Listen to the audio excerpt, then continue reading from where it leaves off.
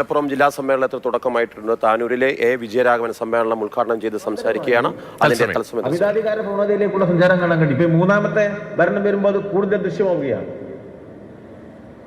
വർഗീയതയ്ക്ക് സമാന്തരമായിട്ട് തന്നെ ആ പരിശ്രമം, ജനാധിപത്യ വിരുദ്ധമായ പരിശ്രമം, അതാണ് ഫെഡറലിസത്തെ എതിർക്കുന്നത്. അതാണ് സംസ്ഥാനാധികാരങ്ങളെ കവരാൻ ശ്രമിക്കുന്നത്. അതാണ് നമ്മുടെ നാട്ടില് ഇവര് വിവിധ കേന്ദ്ര ഏജൻസികൾ ഉപയോഗപ്പെടുത്തിക്കൊണ്ട് മുമ്പൊരു കാലത്തിലില്ലാത്ത രൂപത്തിൽ ജനാധിപത്യത്തിനെതിരെ കടന്നാക്രമണം നടത്തുന്നത്. തെരഞ്ഞെടുക്കപ്പെട്ട 2 മുഖ്യമന്ത്രിമാരെ പിടിച്ചുകൊണ്ടുപോയി ജയിലിലിടുക എന്ന് പറയുന്നിടത്ത് എന്ത് ജനാധിപത്യമാണ് ഉണ്ടാവുക? കണ്ണിന്റെ മുന്നിൽ കണ്ടില്ലേ? പിണറായി ഡൽഹിയിൽ നടത്തിയ, നമ്മുടെ ഇടതുപക്ഷ MLA-മാരും മന്ത്രിമാരും ഒക്കെ നടത്തിയ സമരസ്ഥലത്ത് വരുന്ന കേജ്രിവാൾ തന്റെ പ്രസംഗത്തിൽ ആശങ്ക പ്രകടിപ്പിക്കേണ്ടായി. ജനാധിപത്യത്തിന്റെ ഉരുണ്ടുകൂടിയ കടന്നാക്രമണത്തിന്റെ തീവ്രതയെ ഉൾക്കൊണ്ടുകൊണ്ടാണ് അദ്ദേഹം അവിടെ ജനാധിപത്യ പരിരക്ഷയ്ക്ക് വേണ്ടിയുള്ള, ഫെഡറലിസത്തെ പരിരക്ഷിക്കുന്നതിന് വേണ്ടിയുള്ള കേരളത്തിന്റെ പ്രക്ഷോഭ സമര വേദിയിൽ വന്നു നിന്നത്. അദ്ദേഹത്തെ പിടിച്ചുകൊണ്ട് ജയിലിട്ടില്ലേ? ജാർഖണ്ഡ് മുഖ്യമന്ത്രി തെരഞ്ഞെടുപ്പ് തൊട്ടുമ്പോൾ ജയിലിട്ടില്ലേ? കുറ്റപത്രമുണ്ടോ? കൊല്ലങ്ങളോളം ജയിലിടാൻ പറ്റിയ സംസ്ഥാന മുഖ്യമന്ത്രി, സംസ്ഥാനത്തെ ജനങ്ങൾ തെരഞ്ഞെടുക്കപ്പെട്ട ഒരു സംസ്ഥാന മുഖ്യമന്ത്രിയെ പ്രത്യേക കുറ്റമൊന്നും ചെയ്യാതെ വർഷങ്ങളോളം ജയിലിടുന്നിടത്ത് ജനാധിപത്യം നിലനിൽക്കുമോ?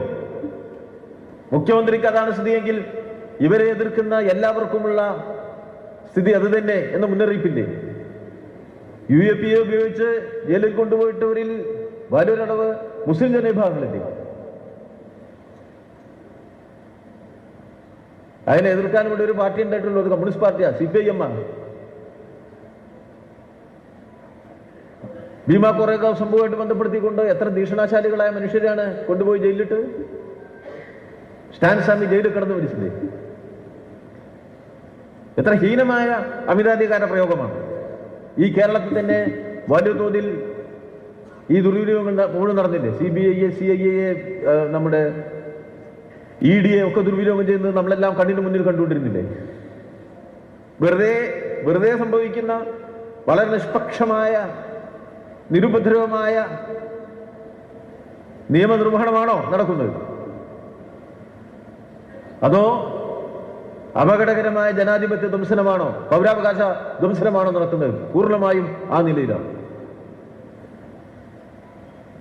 നിയമനിർമ്മാണത്തിലേക്ക് നോക്കൂ. ഇപ്പോ ഭൂരിപക്ഷമുണ്ടോ? ഭരണഘടന ഭേദഗതി ചെയ്യാൻ ഈ ഗവൺമെന്റിന് ഇല്ലല്ലോ. ഭരണഘടന ഭേദഗതി ചെയ്യാൻ ഭൂരിപക്ഷമില്ലാത്ത ഇന്ത്യൻ പാർലമെന്റിൽ പാർലമെന്റിന്റെ രണ്ടാമത്തെ മൂന്നാമത്തെ സെഷൻ മലപ്പുറം സമ്മേളനത്തിൽ പോളിറ്റ് ബ്യൂറോ അംഗം വിജയരാഘവൻ സംസാരിക്കുകയായിരുന്നു.